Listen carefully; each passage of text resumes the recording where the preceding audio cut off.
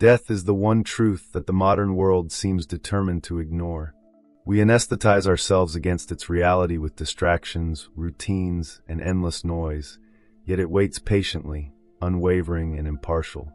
Imagine, for a moment, standing in a room where no one speaks, where the clock ticks with merciless clarity, and the inevitability of your own end becomes undeniable. How does it feel to confront that truth directly, without shields or diversions? Have you noticed the subtle ways you avoid it? Through busyness, through entertainment, through postponement of difficult conversations and honest reflection. And what if, paradoxically, facing death squarely was the very gateway to living fully, authentically, and without the subtle anxiety that shadows so much of our modern existence? In this exploration, we will engage with Carl Jung's profound insights on mortality, not as a macabre curiosity, but as a lens through which life itself gains meaning, urgency, and depth. By the end, you will not only think differently about death, but feel differently about the way you inhabit every moment before it arrives. And if you find yourself drawn to this journey, subscribing is more than a click. It is an invitation to explore these profound ideas together, navigating the depths of human existence with curiosity and courage. Jung insisted that death is not merely a biological event to be postponed or feared, but a psychological reality that shapes the entirety of our lives. To deny it, he argued, is to live a fragmented existence, one where much of our potential remains unrealized because we are shackled by unconscious avoidance. Consider how often modern culture promises immortality of a sort, through fame, legacy, or material accumulation. Yet these are illusions, pale shadows against the certainty of mortality. Jung's insight is profound. The confrontation with death is not a morbid exercise, but the necessary catalyst for individuation, the process by which we become fully ourselves. Without acknowledging the finite nature of life, we remain imprisoned in illusions, striving for false securities while the true depths of experience pass us by. Yet acknowledging death is not merely intellectual, it is visceral. Jung described the human encounter with mortality as a confrontation with the unknown, the dark, and the inevitable. It stirs anxiety, fear, and resistance, for our conscious minds are ill-equipped to grasp what lies beyond. And yet, this confrontation, when approached consciously, has transformative potential. Neuroscience today supports what Jung intuited. Awareness of mortality heightens focus, deepens emotional resonance, and increases the capacity to prioritize what truly matters. Imagine the clarity that arises when you understand that each moment could be your last, not as a threat, but as an invitation to live with precision, authenticity, and attention. Have you ever noticed how time spent with someone you love, or absorbed in meaningful work, feels qualitatively different from hours lost to distraction or trivialities? That difference is amplified when death is acknowledged not as an enemy, but as a constant companion and teacher. Jung also explored the role of the unconscious in how we perceive death. He believed that much of our fear arises from the parts of ourselves that we repress, the shadow aspects of psyche that refuse conscious recognition. By denying mortality, we deny not only the end of life, but the fullness of our inner selves. This repression manifests as anxiety, existential dread, and an incessant striving for control over what cannot be controlled. The process of individuation, he argued, requires the courage to face these shadows, to integrate them, and to allow the awareness of death to illuminate what is truly vital. Every act of reflection, every confrontation with discomfort, every meditation on impermanence is, in essence, a rehearsal for a life lived fully, aware that every breath is both a gift and a reminder of limits. Stories illuminate this insight more clearly than theory alone. Consider the life of a man who avoided thoughts of mortality by immersing himself in work, travel, and endless distractions. Success followed him, but so did a quiet, gnawing anxiety he could never name. It was only when a sudden loss, the death of a close friend, forced him to confront mortality directly that he began to reconsider the shape of his life. In facing death, he reevaluated priorities, deepened relationships, and began creative work he had long postponed. What had once been anxiety became a source of clarity, a compass pointing toward what truly mattered. Jung's teaching here is undeniable. Death is not simply an ending. It is a mirror, reflecting the life that has been ignored, the potential that has been postponed, and the depth that can only be accessed when one steps courageously into the unknown. In acknowledging mortality, we are also confronted with questions that modern culture rarely allows us to ask. What is the meaning of life if all things end? How should we structure our time, our relationships, and our choices in the face of impermanence? Jung would argue that these questions are not abstract, they are practical imperatives. The awareness of death instills urgency, clarifies values, and dissolves petty concerns. Modern psychology echoes this in studies on mortality salience. Individuals who consciously reflect on their inevitable death often experience a heightened sense of purpose, a deeper appreciation for meaningful connections, and greater alignment between values and actions. Have you ever noticed how facing a difficult truth about your own fragility sharpens priorities and illuminates what is essential? This is the paradox Jung describes. Only by confronting death can we fully inhabit life. And yet, this confrontation requires courage and guidance. Death is not a problem to be solved or a puzzle to be decoded. It is a reality to be engaged with consciously, reflectively, and psychologically. Jung encouraged practices such as dream analysis, active imagination, and deep reflection as tools for engaging with the unconscious fears surrounding mortality. Each of these practices serves as a rehearsal for the ultimate confrontation we cannot avoid. By attending to these inner realities, we begin to live in a state of awareness that transcends distraction, denial, and superficiality. If these ideas resonate, subscribing is not merely a formality. It is an invitation to explore these depths alongside a community willing to think, feel, and reflect in ways our culture often discourages. Even as we delve into these insights, there remains a subtle but crucial aspect of Jung's philosophy: the integration of opposites. Life and death, light and dark, consciousness and unconsciousness, all exist in tension, and happiness, meaning, and fulfillment arise not from denial of one side, but from the synthesis of both. Facing death is not a withdrawal from life, it is a deepening of it. When we accept mortality, our passions, our work, and our relationships gain intensity and clarity. Have you noticed how moments of awareness, when you recognize life's fleeting nature, feel simultaneously terrifying and exhilarating? That duality is precisely the point. Jung insists that only by embracing the tension, not escaping it, can we achieve wholeness. As we continue, it becomes clear that confronting death is not merely an intellectual exercise. It is a transformative process that reshapes the way we inhabit life itself. Jung believed that much of the fear surrounding mortality is rooted in the unconscious, in the unacknowledged aspects of ourselves that long to remain hidden. We distract ourselves with work, entertainment, and social validation, yet these diversions only delay the inevitable encounter. The paradox is striking. The more we avoid death, the more it unconsciously governs our choices, drives our anxieties, and limits our capacity for authentic living. Have you noticed how some people, despite apparent success or comfort, remain quietly anxious, as if an invisible pressure constrains their freedom? Jung would suggest that this tension is the mind's response to unacknowledged mortality. The first step toward liberation, therefore, is conscious acknowledgement, a willingness to face the fact that life is finite, and that our remaining time is limited and precious. Jung also emphasized that confronting death catalyzes the process of individuation, the lifelong journey towards psychological wholeness. When we face our mortality, we are forced to examine our values, our fears, and the latent potential within us that may have remained dormant for decades. Consider, for example, a woman in midlife who had followed a prescribed path: career advancement, social recognition, and carefully curated routines. She had achieved much, yet beneath the surface lingered a vague dissatisfaction she could not name. The sudden loss of a parent brought the reality of death into sharp focus, forcing her to confront not only mortality, but the unrealized parts of herself. What followed was a period of profound reflection, a reevaluation of priorities, and a bold pursuit of creativity and authentic relationships.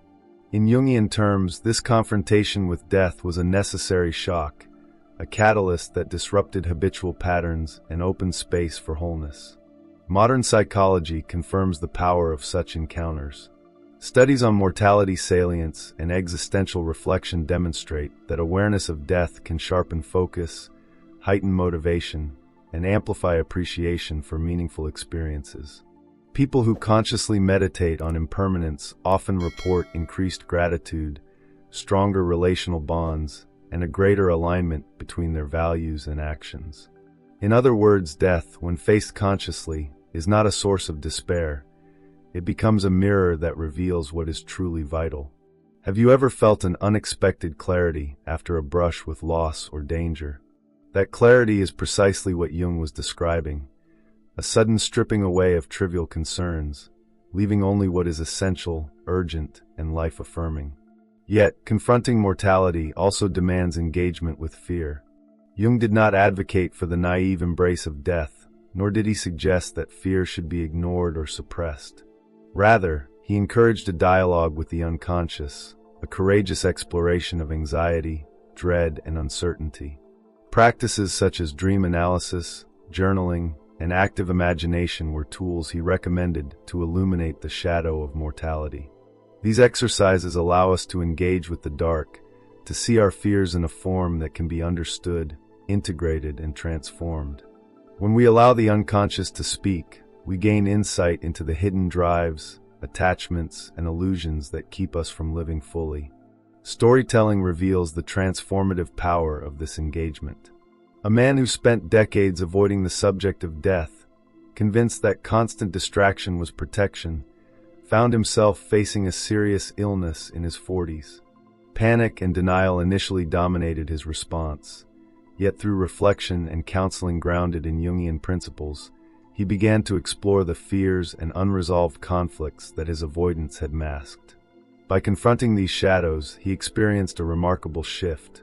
Previously neglected relationships deepened, long-suppressed passions re-emerged, and he discovered a joy rooted not in comfort or certainty, but in engagement with life as it is, fragile, fleeting, and intensely alive. The lesson is clear. Death need not be a terror that paralyzes. It can be a teacher that awakens, a catalyst that guides us toward authenticity. An essential dimension of Jung's insight is the understanding that death transforms our perception of time. When mortality is acknowledged, ordinary hours and days are reframed with profound significance.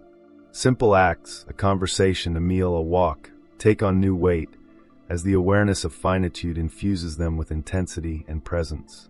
In the modern world, we rarely pause to notice this. Distraction and routine dilute the richness of ordinary experience, making moments slip by unnoticed. Have you ever caught yourself fully savoring a fleeting moment, only to feel a strange sense of awe afterward? That awareness is what Jung identifies as a conscious confrontation with mortality, the recognition that life is precious because it is finite. This perspective transforms not only individual experience, but also our approach to relationships, work, and creativity. Jung also explored the spiritual and symbolic dimensions of death. He believed that while physical death is inevitable, the psyche has an enduring capacity to transform the fear of mortality into symbols, narratives, and archetypes that guide us toward meaning. Dreams, myths, and personal reflections on death allow us to engage with mortality indirectly, offering insight without overwhelming the conscious mind. For example, a recurring dream of falling may symbolize the unconscious acknowledgement of impermanence, prompting reflection, integration, and growth. Modern psychotherapy often mirrors this principle, confronting fears symbolically through narrative, visualization, or creative expression allows us to process existential anxiety in a safe, transformative way. As we integrate these reflections, another profound lesson emerges. Death, paradoxically, can deepen our capacity for joy. By facing impermanence, we sharpen our awareness of the present, cultivate gratitude for what we have, and engage more fully with relationships, work, and passions. Jung frames this as a movement toward wholeness, The more we acknowledge the inevitability of death, the more we are freed to live authentically. Have you noticed how people who have faced significant loss or illness often report a heightened appreciation for life, a deeper presence, and a richer engagement with everyday experiences? This is the alchemy of mortality, transforming fear into clarity, anxiety into purpose, and limitation into freedom. And as you reflect on these ideas, there is a quiet invitation. Consider engaging with your own awareness of mortality, not as a morbid exercise, but as an exploration of life itself. Journaling, mindful reflection, conversations with loved ones, and deliberate contemplation of impermanence are practices that bring the unconscious into dialogue with the conscious mind. In doing so, you are not dwelling on despair, but cultivating insight, perspective, and vitality. If these reflections resonate, subscribing offers a way to continue this exploration alongside others seeking to live fully, deeply, and consciously, navigating the tension between life and death with courage and presence. Even now, a subtle truth becomes evident. The fear of death is inseparable from the avoidance of life. By hiding from the reality of mortality, we also hide from the possibility of transformation, intimacy, and meaning. Jung's guidance is clear. To confront death consciously is to confront ourselves fully, to embrace the totality of our existence, and to awaken to a life of intention, presence, and depth. As we approach the culmination of this reflection, one truth crystallizes with quiet intensity. The awareness of death is not merely an intellectual exercise. It is the most profound tool for living fully. Jung understood that life, lived without acknowledgement of mortality, is fragmented, shallow, and often dominated by unconscious fear. The moment we embrace death consciously, we awaken to the possibility of presence, authenticity, and depth in every act, thought, and relationship. The paradox is striking. It is not in denying our mortality that we find peace, but in confronting it directly, letting it illuminate what is essential and discarding what is trivial.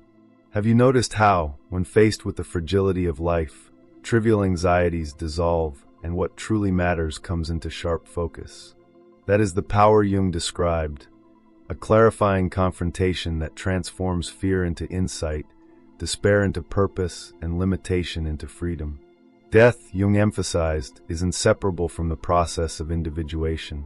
To confront mortality is to confront the totality of the self, conscious and unconscious, light and shadow, desire and fear. This confrontation is neither comfortable nor fleeting.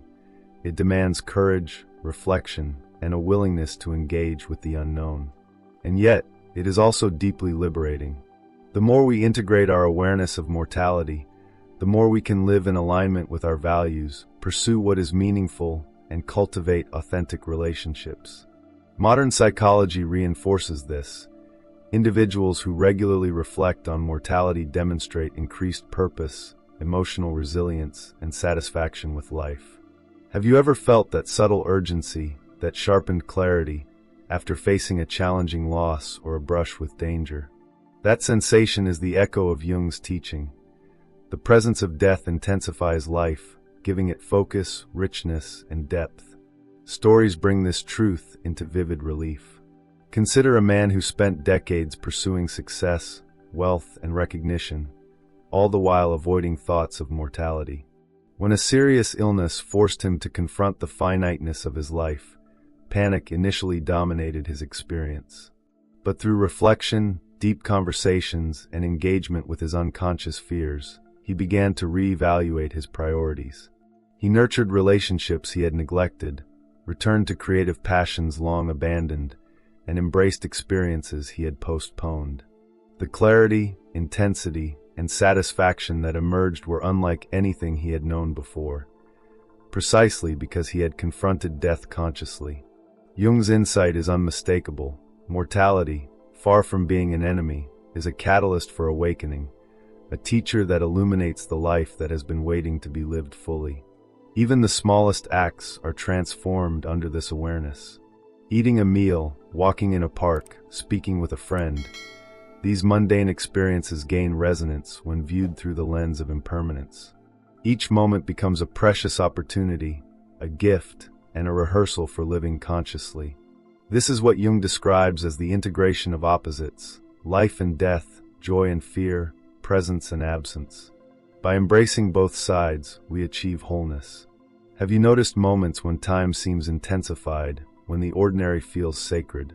That awareness is the conscious acknowledgement of mortality at work, a subtle yet profound alchemy that transforms existence itself. And yet, confronting death is not merely personal. It reshapes our relationships and the way we engage with the world. When we recognize our own mortality, we also recognize the fragility of others, fostering empathy, compassion, and connection. We stop taking people, moments, and opportunities for granted. This is no abstract theory. Research in social neuroscience confirms that awareness of finitude strengthens relational bonds, heightens appreciation for shared experiences, and promotes generosity and kindness. Imagine the transformative impact if we approached every interaction with the quiet consciousness that our time, and the time of those we care about, is finite. Life becomes richer, more vivid, and profoundly more meaningful. At this point, a deeper question emerges, one Jung invites us to explore. How can we live fully without becoming obsessed with death? The answer lies in conscious engagement, not avoidance. To integrate the awareness of mortality is to allow it to shape our choices, our relationships, and our attention without letting it dominate or paralyze us. This is where reflection, mindfulness, and the practices Jung recommended, dream analysis, journaling, active imagination, become essential. They allow us to face the unconscious fears that death stirs, to dialogue with the unknown, and to emerge more fully alive. And as you sit with these ideas, you may feel the quiet pull of curiosity, the desire to explore them further. Subscribing in this context is not mere routine. It is a commitment to continued reflection, to cultivating a life lived fully in awareness of its limits and possibilities. Ultimately, Jung's teachings reveal a transformational truth. Life gains meaning precisely because it ends. The shadow of death illuminates the value of each day, each decision, and each connection. It frees us from trivial concerns, false securities, and the illusions of permanence. In embracing mortality, we cultivate courage, authenticity, and presence, discovering joy not as an accidental reward, but as a conscious choice arising from understanding, acceptance, and integration. Have you ever felt a sudden wave of clarity, gratitude, or awe when faced with your own fragility? That is the awakening Jung describes, a subtle but profound liberation that transforms fear into insight and anxiety into purpose. As this reflection concludes, the challenge remains. Will you allow the awareness of mortality to shape your life, or will you continue to postpone the confrontation, clinging to distractions and illusions? This is not a question to answer lightly. It is a mirror held up to your own existence, asking you to examine where you are hiding, what you are avoiding, and what you might embrace if you dared to confront the reality of death fully. The act of engagement itself, of choosing to live consciously in light of impermanence, is the path to freedom, wholeness, and genuine joy. Take a moment now. Breathe, reflect, and notice the subtle pulse of life within you. Recognize that every thought, choice, and relationship carries the weight of finitude, and with that recognition comes opportunity, clarity, and power. This is the essence of Jung's teaching. To confront death consciously is to confront life itself. If these reflections have stirred your curiosity, consider sharing them, discussing them, and subscribing to continue exploring the profound questions that define our human experience. In the end, the greatest truth we can carry is this: life is finite, death is inevitable, and yet in the conscious acknowledgement of both, we discover the freedom to live fully, deeply, and authentically. To confront mortality is not to surrender to fear. It is to awaken to the totality of existence, to embrace the full spectrum of being, and to participate consciously in the unfolding miracle of life. The question lingers, quiet yet insistent.